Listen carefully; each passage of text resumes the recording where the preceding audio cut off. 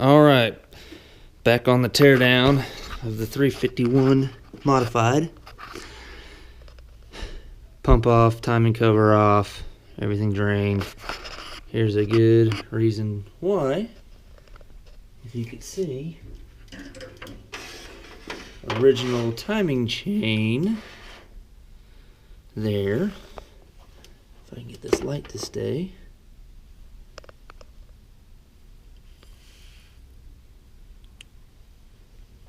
That one's tight there.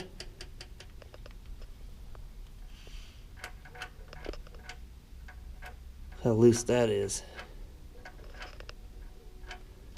Not sure why this one's tight